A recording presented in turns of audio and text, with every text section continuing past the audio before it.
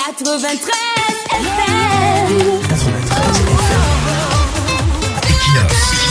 Radio.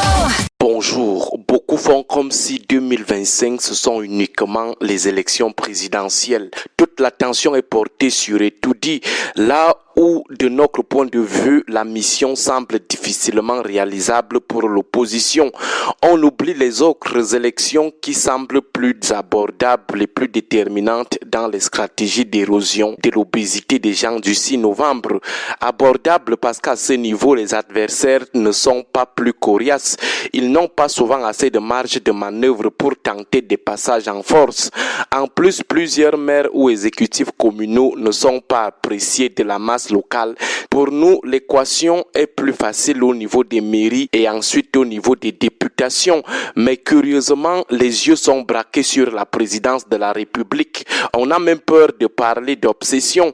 Certes, le souhait de plusieurs est le départ du renouveau du pouvoir. Mais la présidence de la République n'est pas le seul site du pouvoir de l'État.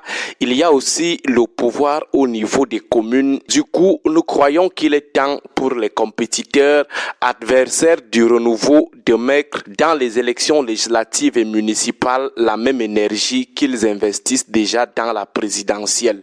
Les masses et les militants doivent également être mobilisés au niveau de leurs communes respectives pour renverser la tendance à ce niveau. Le Cameroun, c'est 360 communes.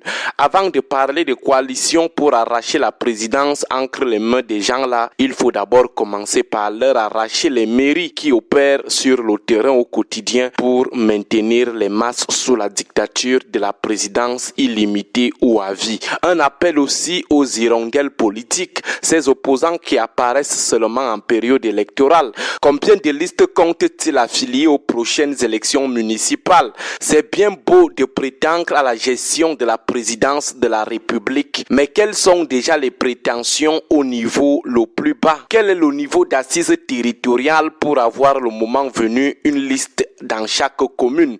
Voilà ma foi des questions auxquelles les hirondelles politiques devraient d'abord apporter des réponses avant de parler de coalition.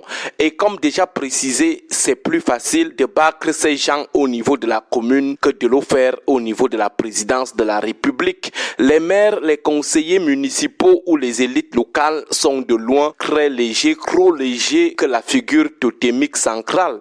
Ils sont largement très prenables, mais nous ne comprenons pas pourquoi leur défaite ne fait pas partie de l'ordre des priorités médiatiques ou de mobilisation chez les forces du changement. Ou le changement, c'est seulement à la présidence de la République. Ce que beaucoup ignorent, c'est que le gros lot des voleurs de l'argent public se trouve au niveau des mairies. Le gros lot des gaspilleurs de l'argent du peuple se trouve au niveau des mairies. Le fief même de la malgouvernance et du népotisme se trouve au niveau des mairies. Les maires font partie des plus grands détourneurs de l'argent et du patrimoine public au Cameroun. Les gars gèrent aussi les mairies comme des plantations familiales. Dès qu'ils sont élus, ils remplacent immédiatement le personnel clé qui existait à la mairie par les membres de leur famille, les membres de leur belle famille, et personne n'a le droit de broncher. Ils vous limogent comme ils veulent. Les plus grands népotistes au Cameroun sont les maires. Ils dilapident les ressources des communes au calme, à l'abri de l'opération épervier. On se demande parfois ce que la décentralisation sans démocratie locale réelle va même donner. Les salaires, n'en parlons plus. La plupart des mairies accumulent aujourd'hui des impayés. Des salaires qui sont déjà des salaires des catéchistes ne sont pas régulièrement payés. Entre-temps, les maires et les membres de leur famille et belle famille qu'ils ont recrutés vivent mille à l'heure. L'argent des projets est dans leur ventre. L'argent des voiries est dans leur ventre. L'argent des projets est dans leur ventre. L'argent des impôts, des patentes dans leur ventre.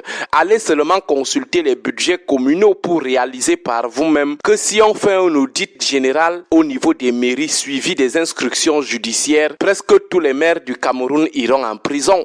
Les mairies, c'est l'un des plus grands fiefs de la gabégie financière au Cameroun. Mais les forces du changement font difficilement large écho propos de ces frasques qui peuvent changer la donne au niveau local.